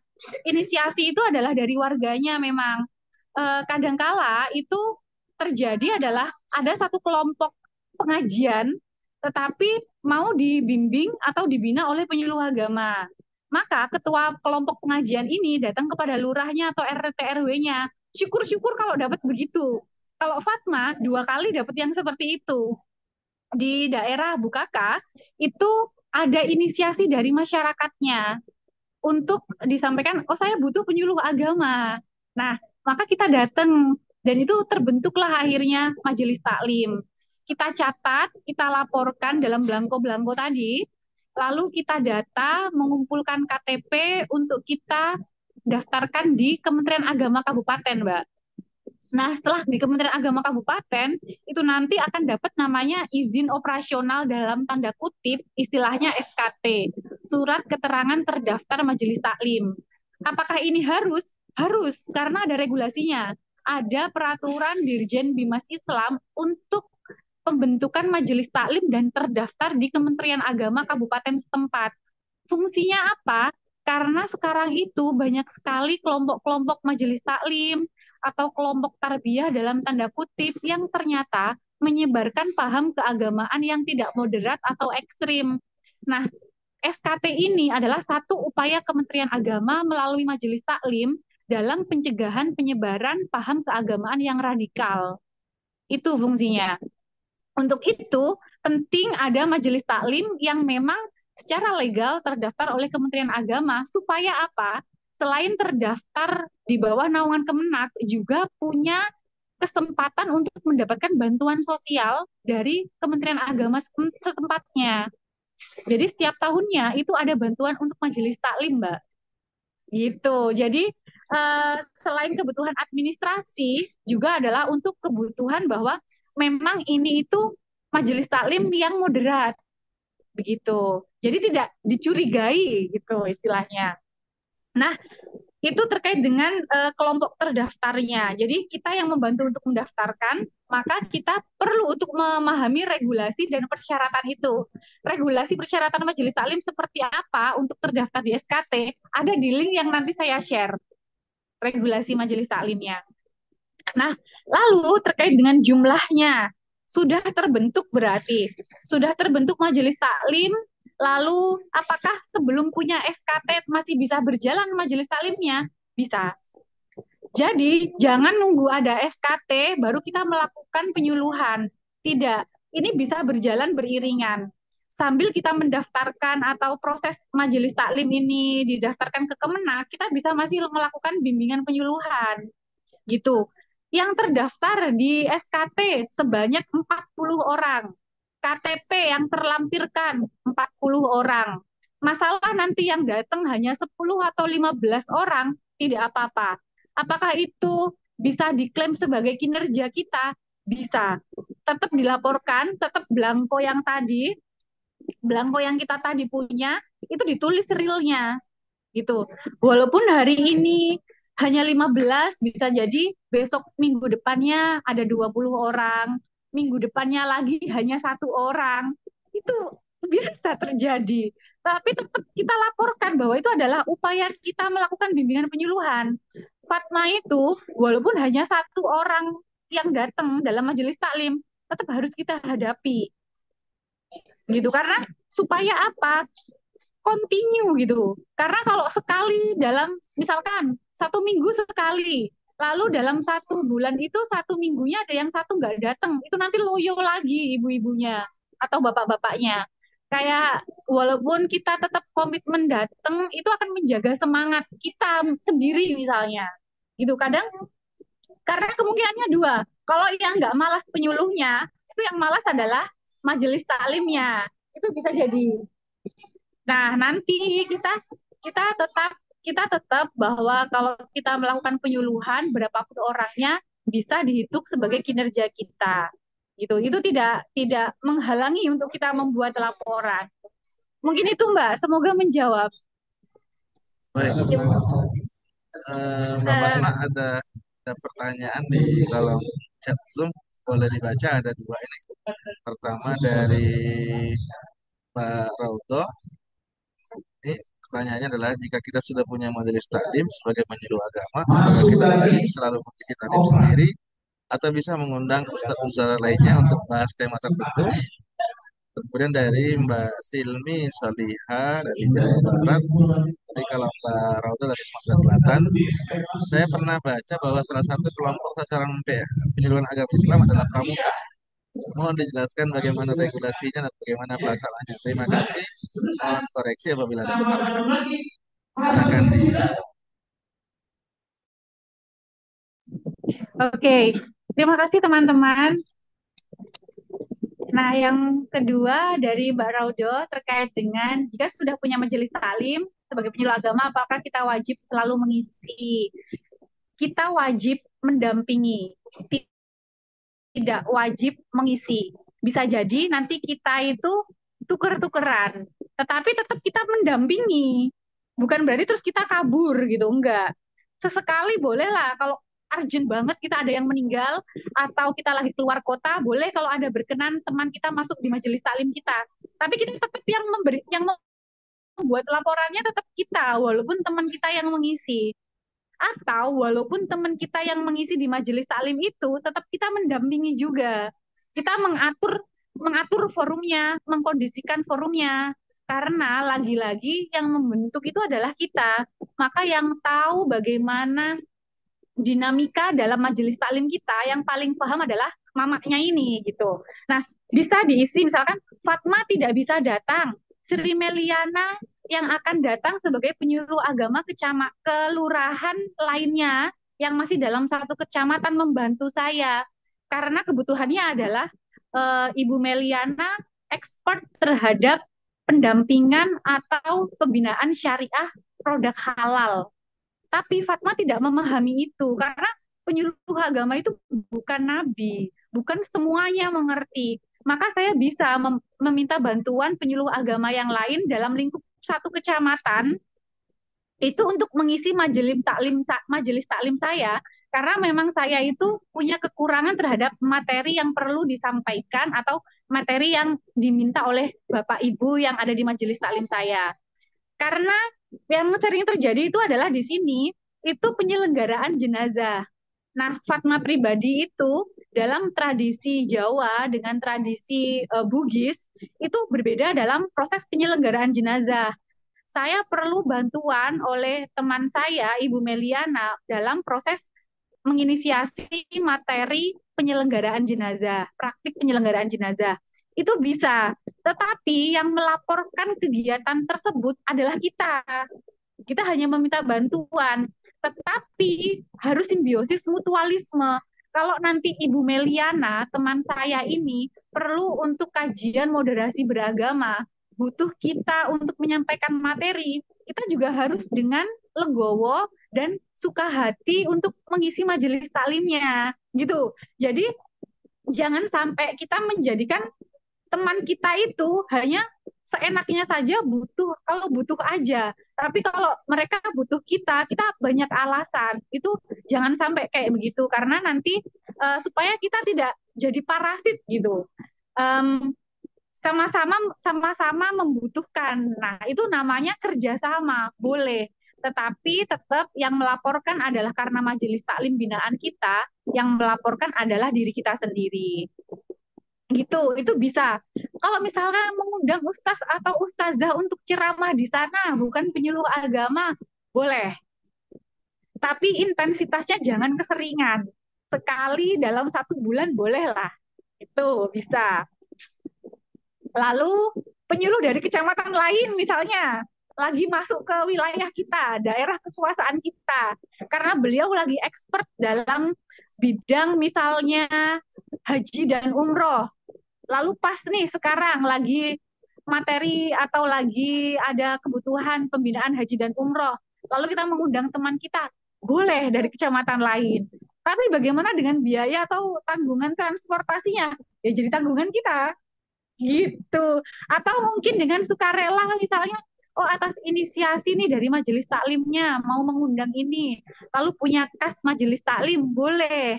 Jangan sampai kita memaksakan untuk majelis taklim kita membayar satu iuran atau kas tertentu karena nanti dianggap pungli. Dan itu bertentangan dengan nilai-nilai lembaga kita karena kita tidak boleh menargetkan untuk terjadi pungutan di masyarakat. Gitu. Itu Mbak Raudoh, nanti bisa kita diskusi lanjut kalau belum masih ada pertanyaan lanjutannya. Saya lanjut dulu ke Mbak Silmi. Saya pernah baca bahwa salah satu kelompok sasaran PAI adalah pramuka. Mohon dijelaskan bagaimana regulasinya dan bagaimana pelaksanaannya. Kita coba cek ya. Saya akan share apa saja sih bidang binaan, kelompok binaan penyuluh agama itu apa saja sih? Kita coba ya, balik lagi saya share. Ini ada namanya regulasi yang tadi. Nah, regulasi yang ini, Mbak. Ini. Di Keputusan Direktur Bimas Islam nomor 637 tahun 2024. Coba kita lihat di sini, selain butir kegiatan penyuluh agama, di sini ada ruang lingkup kelompok binaannya apa saja. Nah, di bawah. Ini pertanyaannya menarik sekali, karena kayaknya Fatma terlewat juga tadi. Nah, di sini. Nah, di sini dijelaskan ruang lingkup kegiatan, bukan yang ini. Sebentar, di bawah lagi, paling bawah. Nah, di sini dia. Ini kategori kelompok sasaran, ruang lingkup kegiatan jabatan fungsional penyuluh agama. Di sini sudah dibagi-bagi, Mbak. Ada ahli pertama. Poin A, tingkat 1, masyarakat umum dan atau masyarakat khusus. Masyarakat umum itu ada masyarakat pedesaan, masyarakat transmigrasi, masyarakat perkotaan, komplek perumahan, dan asrama. Lalu ada lagi masyarakat khusus, generasi muda. Ini maksudnya kelompok remaja. Kelompok remaja atau kelompok pemuda itu teman-teman yang pada tingkat kuliah S1. Pemuda remaja masjid, Karang Taruna, atau lembaga kepemudaan, pramuka. Nah, regulasinya merujuk kemana? Merujuk ke sini, ke 637 ini. LPM, Majelis Taklim Forum Kajian Keagamaan, TPQ atau TKQ, sasaran khusus masyarakat gelandangan dan pengemis, korban bencana alam, panti rehabilitasi, atau pondok sosial, atau juga bisa namanya itu panti asuhan. Nah, itu bisa juga. Masyarakat daerah terpencil dan masyarakat suku terasing atau kelompok masyarakat adat misalnya bisa juga. Nah, itu kenyamanan kita atau ekspertis kita dalam melakukan pembinaan. Misalkan, oh saya merasa mampu untuk melakukan bimbingan penyuluhan di kelompok khusus korban bencana atau masyarakat gelandangan pengemis yang masuk dalam kategori rentan, berarti bisa dilakukan. Nah, kalau Fatma merasa bahwa saya lebih punya power atau saya lebih punya pendekatan kemampuan pada advokasi kelompok minoritas agama, maka saya lakukan itu.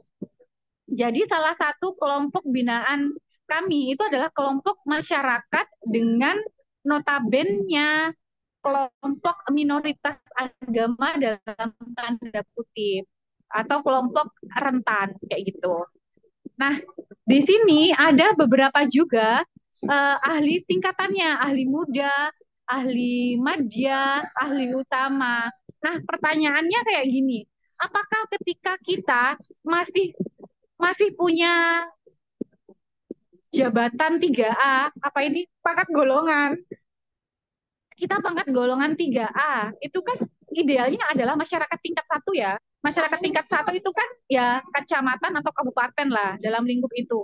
Tapi apakah bisa kita pakai ruang lingkup provinsi? Bisa, selama ada SK penugasan. SK penugasan khusus atau misalkan kita sudah mengikuti diklat-diklat tertentu, lalu kita melakukan pembinaan atau identifikasi kelompok keagamaan atau aliran keagamaan di luar kabupaten kita. Nah, itu bisa selama ada penugasannya. Selama kita punya kompetensi dan punya sertifikasi dalam bidang itu boleh. Gitu. Jadi kita istilahnya, kalau meminjam istilahnya Pak Naif, itu kita pangkat kopral tapi mengerjakan pekerjaan jenderal. Nah, itu kalau istilahnya Pak Naif itu begitu. Jadi kita itu kan kalau dalam strata hierarki pangkat golongan itu kan paling rendah ya 3A, itu CPNS itu 3A. Tapi nanti jangan khawatir, 3 tahun kemudian Anda sudah 3B kok. Nah, itu nanti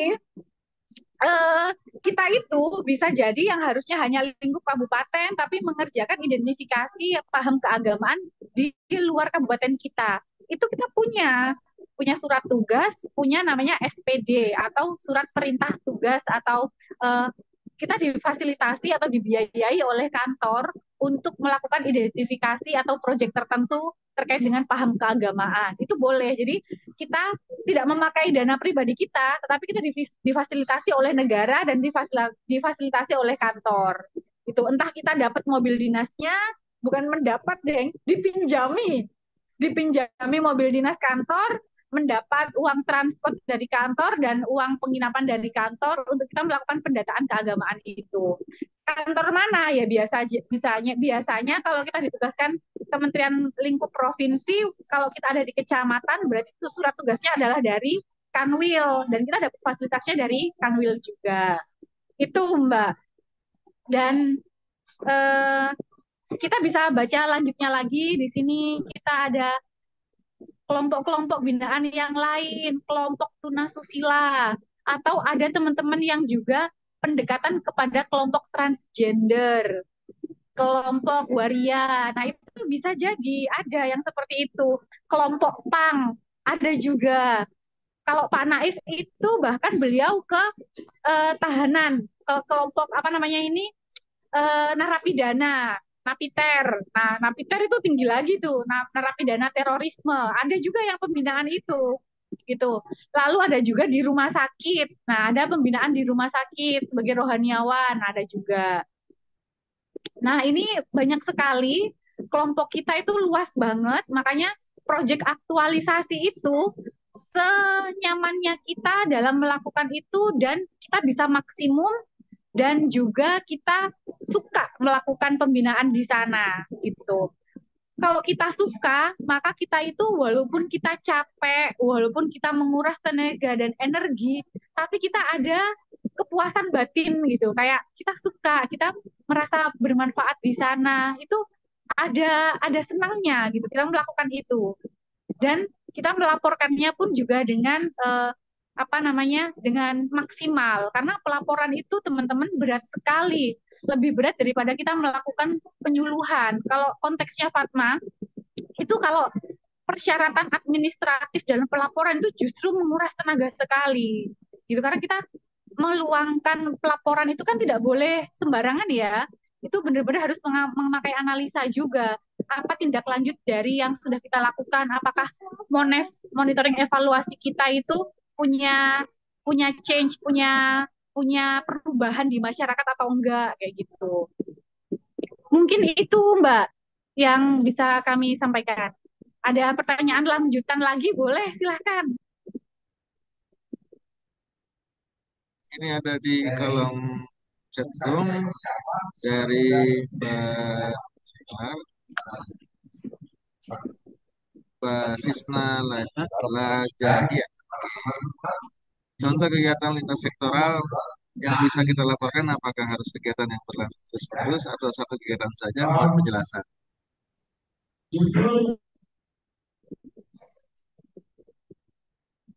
Siap. Di umum harus dimiliki penyuluh agama sesuai dari pertanyaannya Mbak Sisna ya, Bu Sisna ya, minimal sasaran umum dan khusus yang harus dimiliki penyuluh agama sesuai regulasinya baiknya. Kalau kita mau normatif dan ideal, memang sebenarnya harus sesuai regulasi. Tetapi bisa jadi nggak sesuai regulasi, tapi kita punya justifikasi. Kayak misalnya ya, kami di Taneteri Atang itu yang seharusnya idealnya punya 4 kelompok binaan, itu Fatma sampai detik ini kelompok binaan yang ada di lapangan itu 3. Harusnya berapa? 4 dong. Tapi saya punya justifikasi lainnya, yaitu 1, saya punya SK untuk ditugaskan di kabupaten dengan pekerjaan tertentu. Ada SK-nya, ada penugasannya resmi. Justifikasi kedua, saya juga punya kelompok penyuluhan atau media melalui radio. Gitu. Yang ketiga, saya punya penugasan khusus terkait dengan isu-isu identifikasi paham keagamaan dan penanganan aliran keagamaan di masyarakat dalam lingkup kabupaten.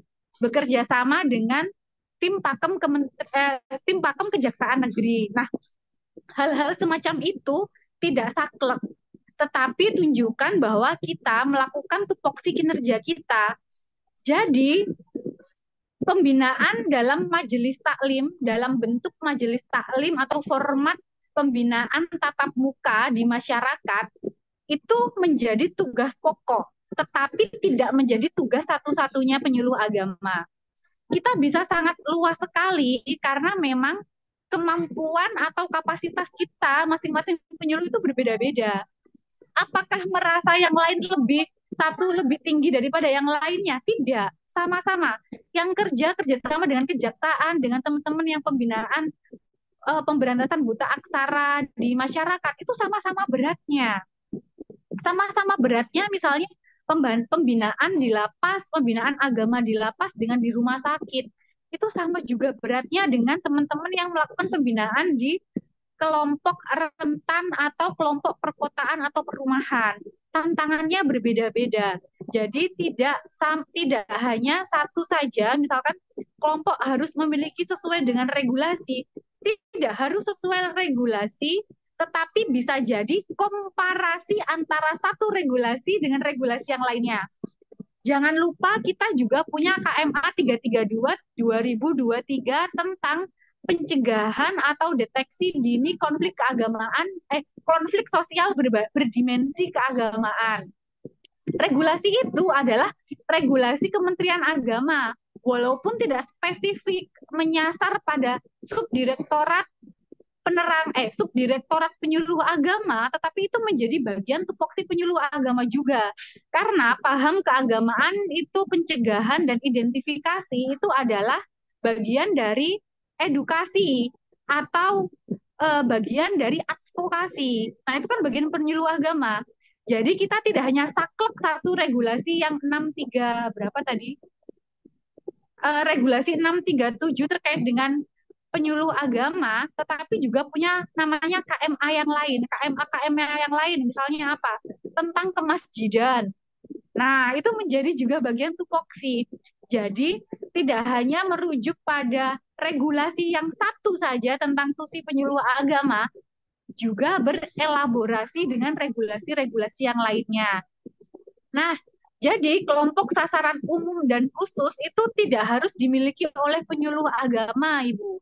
Kalau dalam lingkup kabupaten kami atau provinsi kami, itu tidak semua kecamatan itu punya yang namanya lembaga pemasyarakatan. Lembaga pemasyarakatan di Kabupaten Bone itu hanya ada di Kecamatan Tanete Riatang Barat. Maka yang punya hukum wajib itu pembinaan di sana ya hanya teman-teman penyuluh yang ada di Tanete Riatang Barat saja. Di Tanete Riatang tidak wajib. Tetapi wajib kelompok pembinaan pada masyarakat misalnya di kelompok rentan keagamaan atau di sana ada lokalisasi. Kita perlu pendekatan. Nah, itu bisa di sana pendekatan ke sana. Itu. Tidak harus semuanya punya khusus dan umum. Terus ada lagi contoh kegiatan lintas sektoral yang bisa kita laporkan, apakah harus kegiatan yang berlangsung terus-menerus atau kegiatan saja. Boleh yang kegiatan satu periode saja atau dalam satu triwulan saja, boleh. Karena biasanya kita itu ada kegiatan lintas sektoral itu tergantung pendanaan juga. Seringkali seperti itu. Kalau pendanaannya sudah selesai misalnya, berarti selesai kegiatan gitu. Nah, itu boleh dilaporkan lintas sektoral. Ada juga yang kegiatan penyuluh agama yang tidak termakan oleh waktu dan budget itu adalah BIMWIN dan BRUS. Itu lintas sektoral dengan BKKBN juga dengan kesehatan melalui puskesmas kecamatan. Itu tidak lekang oleh waktu dan tidak lekang oleh budget tuh. Itu yang lintas sektoral. Jadi sama-sama simbiosis mutualismenya adalah BKKBN, Dinas Kesehatan, dan KUA ternyata punya satu kepentingan. Nah, caranya supaya kita bisa menjalin kegiatan lintas sektoral adalah dengan kita menyamakan kepentingan kita. Nah, dengan seperti itu kegiatan walaupun tidak ada budgetnya, itu bisa jalan karena kepentingannya sama. Entah kita nanti sharing budget, entah kita dengan memanfaatkan SDM-SDM dengan kelebihannya. KUA punya masa karena ada Catin, bimbingan perkawinan. Tapi untuk kesehatan reproduksi di KUA tidak punya ekspertis karena menyangkut dengan berhubungan dengan kesehatan. Nah, maka kita bisa memanfaatkan SDM yang ada di puskesmas sebagai narasumbernya. BKKBN juga begitu. Data-data BKKBN dan regulasi terkait dengan ketahanan keluarga misalnya. Nah, itu bisa mereka memberikan memberikan peningkatan kapasitas sebagai narasumbernya. Tidak perlu kita amplopi ngasih honorarium atau memberi transport, tidak perlu. Jadi SDM-nya saja yang bermain, kurang lebih begitu. Kalau toh harus ada aqua satu dus di sini itu sekitar 15.000, bolehlah patung-patungan. Nah, itu bisa bisa tidak harus dalam rencana terus-menerus, tapi bisa secara berkala atau satu kegiatan, satu activity gitu. Ada lagi yang tidak, penguatan moderasi beragama. Nah, itu bisa jadi antara Kesbangpol, FKUB, Kementerian Agama. Yang punya budget FKUB. Oh, Bapak punya budget FKUB, sharing dengan Kementerian Agama punya masa nih. Kayak gitu. Kementerian Agama punya modulnya. Kementerian Agama punya SDM yang tersertifikasi. Maka FKUB buat kegiatan bareng dengan Kementerian Agama dan juga Kesbangpol. Kementerian Agama nyumbang SDM tersertifikasi, FKUB bisa budgeting atau dengan tempatnya atau juga dengan kekuatan jaringannya. Nah, itu boleh, bisa. Jadi satu kegiatan misalnya short course moderasi beragama dilaksanakan hanya selama 3 hari, selama 3 hari saja. Boleh, itu sudah MOU kerjasama lintas sektoral, Bu Sisna. Terima kasih Mbak Lalu, Fatma. iya, ada satu lagi, apabila sudah punya kelompok MT di luar alamat penempatan kita, apakah nantinya saat kita berkegiatan di MT tersebut bisa masuk pelaporan kinerja? Contoh, sebelumnya penyuluh punya MT, sebelum jadi penyuluh punya MT jumlah anggota di bawah 15 orang. Boleh, selama masih dalam lingkup satu kecamatan, Ibu. SK penugasan CPNS, penyuluh agama, itu spesifik begini bilangnya. Fatma Utami Jauharoh, NIP sekian, tempat penugasan KUA Kecamatan Tanete Riatang. Nah, itu MT Majelis Taklim itu yang sebelum jadi penyuluh bisa kita jadikan Majelis Taklim kita, tetapi kalau masih dalam satu kecamatan. Lah, bagaimana kalau di luar kecamatan di tempat SK penugasan kita harus ada surat keterangan tugas dari kepala KUA minimal bahwa Fatma Utami ditugaskan di kecamatan mana. Oh, berarti itu sudah lingkupnya antar kecamatan, penugasannya berarti harus dari kabupaten. Gitu. Pernah suatu ketika, ini satu saya klaim sebagai kinerja saya, itu ada pencatatan aliran keagamaan di Tanete Riatang Timur. Sedangkan Fatma itu penugasannya adalah di Tanete Riatang. Maka yang menugaskan saya dan saya bisa mengklaim itu sebagai kinerja adalah Bapak Kepala Bimas Islam dengan modal surat tugas tadi. Waktu itu di Tanete Riatang Timur ada tugas paham keagamaan, namanya agama Bahai di sana. Itu kan di luar jangkauan kekuasaan kami. Karena sudah bukan satu kecamatan lagi sama SK penugasan Fatma di CPNS. Maka saya perlu mandat surat dari Kepala Bimas Islam karena sudah lintas kabupaten. Bagaimana kalau lintas kabupaten? Ya, tadi kan lintas kecamatan, sekarang lintas kabupaten. Berarti yang menugaskan kita adalah surat tugas dari kantor wilayah. Bisa jadi kepala tim penyuluh agama atau kepala tim yang lain yang memang membutuhkan tenaga kita untuk melakukan job desk di luar wilayah sasaran kita di luar kecamatan dan di luar kabupaten. Itu bisa selama ada surat tugasnya, Ibu. Tapi hati-hati sekali untuk mengklaim kinerja. Karena kadang begini, banyak sekali penyuluh agama itu yang merapel menjadi dai atau daiyah. Nah, beda dai, daiyah dengan penyuluh agama. Bedanya di mana? Kalau dai, daiyah itu kan ceramah di satu tempat selesai. Tidak ada tuh RKO di sana dibuat. Tidak ada RKT yang nyumbang pada perkinnya kandep kita atau perkin kepala KUA kita. Ya udah lepas aja. Itu tidak bisa, itu kita ceramah melakukan walaupun dalam satu kabupaten atau satu kecamatan ya. Kita ceramah atau melakukan nasihat perkawinan di satu kecamatan kita tapi tanpa adanya surat tugas. Sama juga misalkan kita melakukan eh, siaran radio atau siaran televisi, tetapi diundangnya sebagai individu, sebagai fatma, sebagai bukan bukan sebagai penyuluh agama dan tidak ada surat namanya disposisi.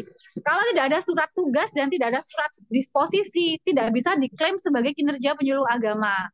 Itu yang berlaku bahwa memang kita itu secara kelembagaan kita harus bisa membedakan kita sebagai individu atau sebagai representasi lembaga, sebagai penyuluh agama. Karena beda jauh tuh gitu. Saya sebagai fatma atau saya sebagai penyuluh agama itu sudah beda gitu. Nah, mungkin itu yang bisa kami sampaikan Bu Sarastika. Ada lagi satu lagi dari Pak Muhammad Hilal. Pak Muhammad Hilal Zain dari Jawa Tengah. Kalau menunjukkan format pelaporan penyuluhan di radio untuk penyuluh di sosmed seperti TikTok, apakah ada format pelaporan khusus juga? Ada. Tadi saya sempat share format pelaporan khusus untuk ketika kita melakukan penyuluhan di sosial media. Itu biasanya dihitung dari engagement. Itu viewers, lalu ada pertanyaan, kayak gitu. Durasi kita, materi apa yang kita sampaikan. Ya, ini targetnya. Tidak ada target khusus karena biasanya kita membangun juga kalau di media sosial. Yang awalnya yang live viewers hanya 3 orang, bisa jadi besoknya bisa lebih banyak lagi karena kan berkala ya. Enggak, enggak harus kita langsung punya 1.000 viewers. Nah, kecuali Pak Naif yang followersnya sudah banyak ini. Nah, itu. Kalau saya Atau boleh saya bantu. Misalnya kalau yang untuk format sosial media itu boleh mengacu ke dirjennya tentang penyuluhan di media sosial itu. Angka kalau nggak salah ada format di belakangnya itu lampirannya. Nanti juga saya share di dan juga saya share di kolom chat Zoom ini. Lanjut Pak. siap. Terima kasih Pak Naif sudah diingatkan. Ada di sini. Saya share coba ya. Saya buka dulu formatnya di media sosial. Targetnya ya Pak Naif. Ruang lingkup berarti ada di Kepdirjen 1172 tentang Juklak. Nah, ini dia.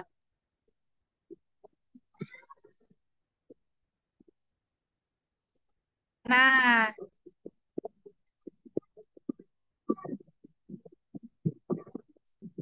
ya itu. Terlihat ya. Yang ini, Juklak 1172 tentang petunjuk pelaksanaan penyuluh agama Islam di media sosial. Kita ke bawah lagi, ini ada. Video itu ada ketentuannya seperti ini. Nah ini, platformnya TikTok, Instagram, Facebook, YouTube. Publikasi harian, ketentuan, pukul berapa saja, detail sekali di sini. Pukul 5, 12, 17, 20, 20, jam 8. Bentuk publikasi, flyer, video, twibbon, animasi. Nah, di sini metode publikasinya, kutipan inspiratif, keislaman, keagamaan, kuis keagamaan, kegiatan keagamaan, sosialisasi program, atau mitos dan fakta seputar kearifan lokal.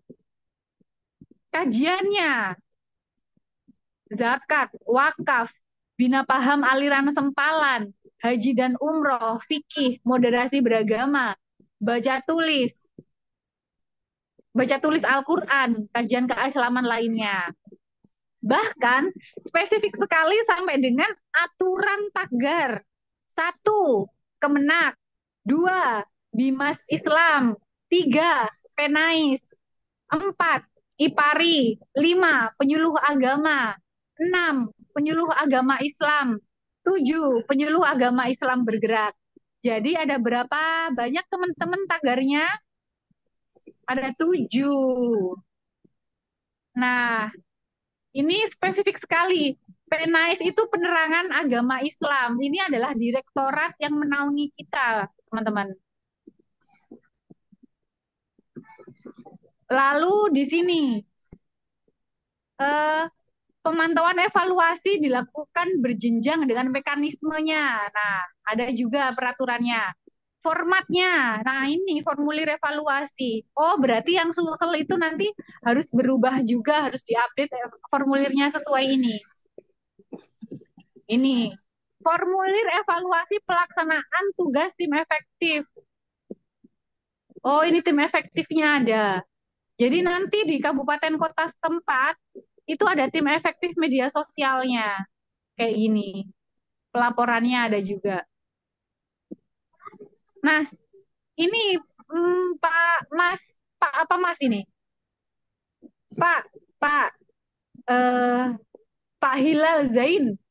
Nah, itu tadi ada di Juklak 1172 2024. Terima kasih Pak Naif sudah diingatkan. Ya, itu masih ada pertanyaan dari Mas Daripa. Apakah dengan adanya Kepri tersebut, upload kontennya harus tetap tidak ada batasan atau silakan langsung upload saja selama sudah memenuhi aturan kontennya? Kalau saya boleh jawab, itu sih langsung aja diupload selama kaidahnya sudah benar dengan silakan. Mungkin ada tambahan dari Pak. Ya.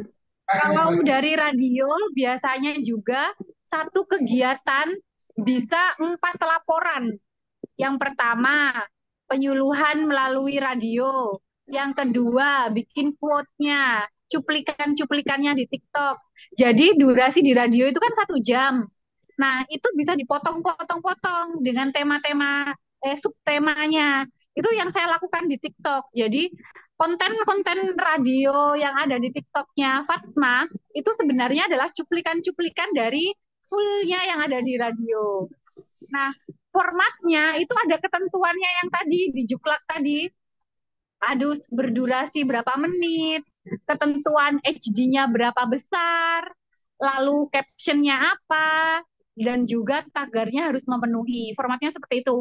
Kalau laporannya saya kira general ya, laporannya bisa seperti yang laporan yang Fatma publish tadi di awal, nanti Fatma share ada format laporan ketika kita melakukan bimbingan penyuluhan atau membuat konten keagamaan di media sosial.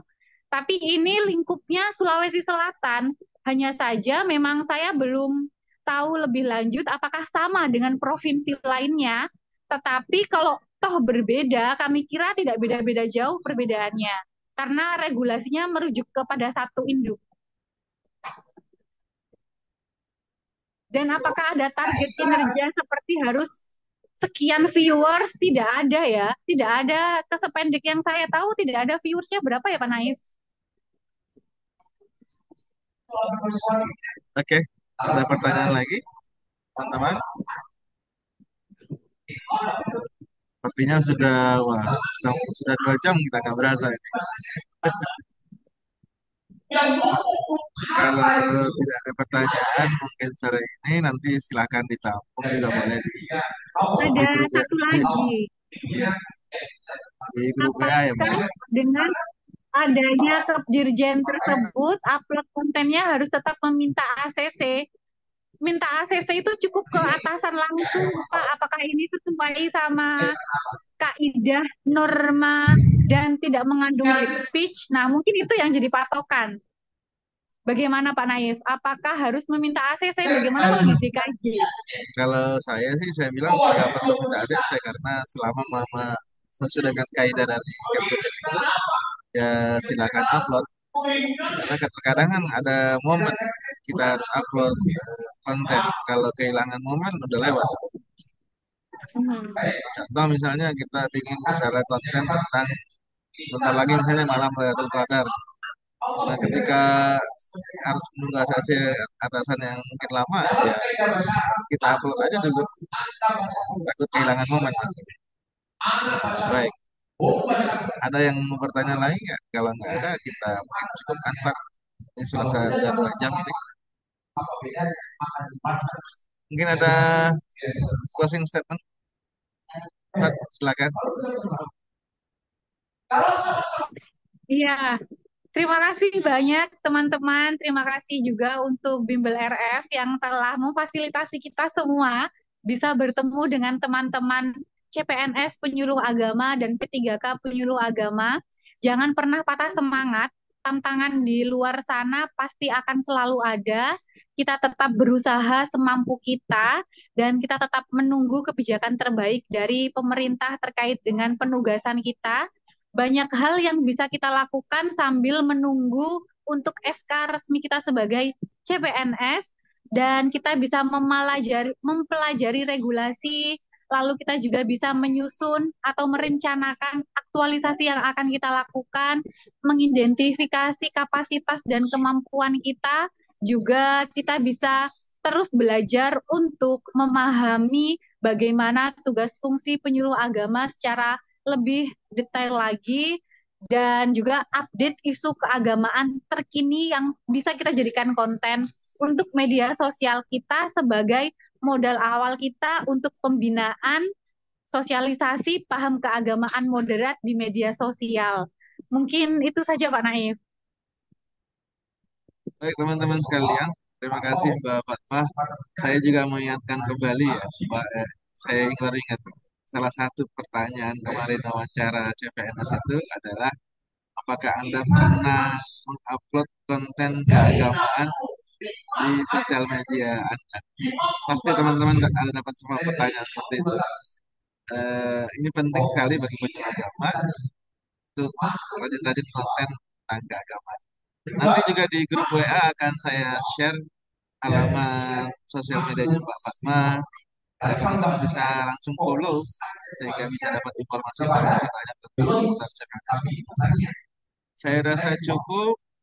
Selamat menunaikan ibadah puasa untuk wilayah timur. Selamat bersiap-siap untuk ibadah puasa. Insya Allah rekaman Zoom ini akan saya share kembali di grup sehingga teman-teman yang tidak sempat dan mungkin yang buat bisa menonton kembali di channel YouTube saya. Jangan lupa like, comment, subscribe. Dan kurangnya mohon dimaafkan saya selaku acara dan juga selaku narasumber. Maafkan jika ada kesilapan. Allahumma muwaffiq ila aqwamit thoriq. Assalamualaikum warahmatullahi wabarakatuh. Waalaikumsalam warahmatullahi Waalaikumsalam wabarakatuh. warahmatullahi. Terima kasih Terima Bapak. kasih banyak semuanya. Mohon maaf atas segala kekurangan dan trouble yang terjadi. Ya. Kita bisa terus komunikasi melalui WA grup ya. Bagi yang berkenan menyalakan kamera, boleh saya izin untuk screenshot untuk tampilan layar kita. Nanti sebelumnya saya share di izin 1, 2, 3. Baik, terima kasih. Karena kalau